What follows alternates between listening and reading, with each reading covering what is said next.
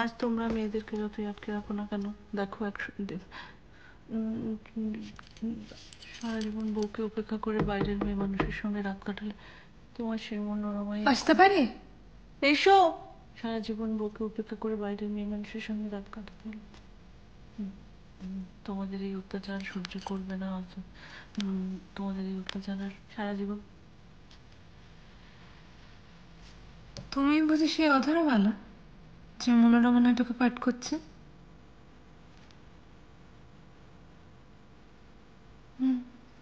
আগে কোনোদিন করেছো অভিনয়? করেছি। করেছো? কোথায় করেছো? কোন স্টেজে?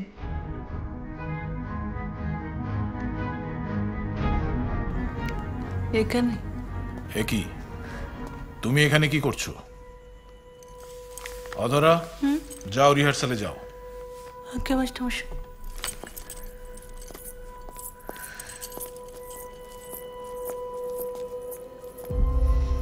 কি চাও? আবার ভুল হয়ে গেছে মাস্টারবাবু, দয়া করে আমার দলে ফিরিয়ে নিন। আমি দিন রাত খেটে মনোরমার পাঠটা করে দেবো, কথা দিচ্ছি। মনোরমার পাঠটা অধরাই করবে। মেয়েটা অমানবিক পরিশ্রম করে নিজের মতো করে পাঠটা আয়ত্ত করেছে, ওকে আমি বাদ দিতে পারবো না। আপনি তো আমাকেও করে পিঠে তুলেছিলেন মাস্টারবাবু,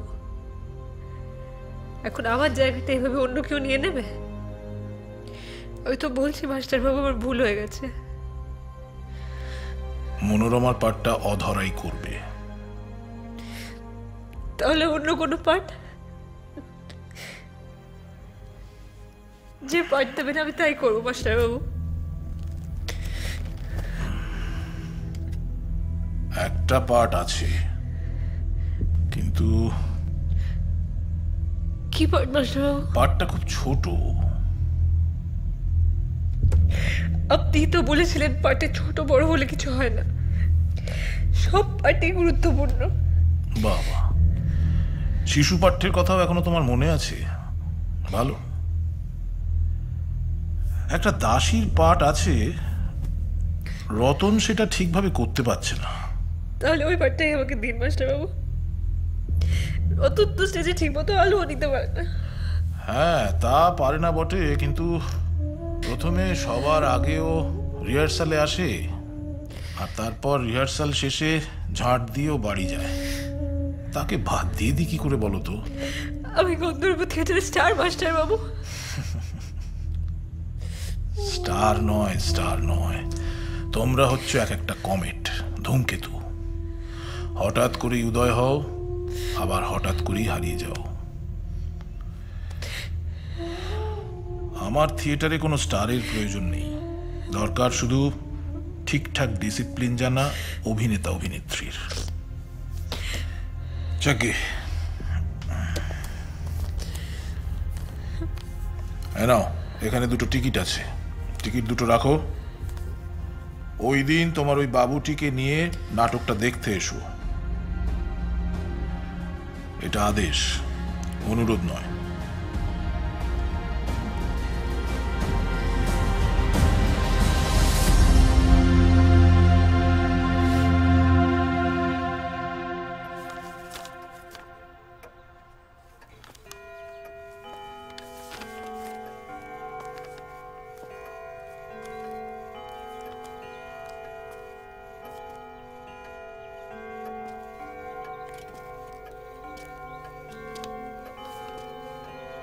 শুনেছি নিশ্চয়ই,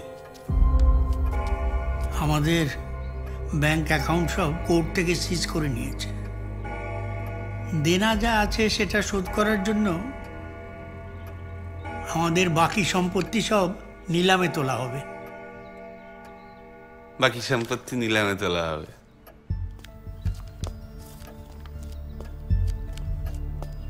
এত বড় একটা সর্বনাশ হয়ে গেল, আপনি আজকে আমাকে সেই কথা জানাচ্ছেন? না বাবা, এর আগে অনেকবার তোমার কানে কথা তোলার চেষ্টা করেছি।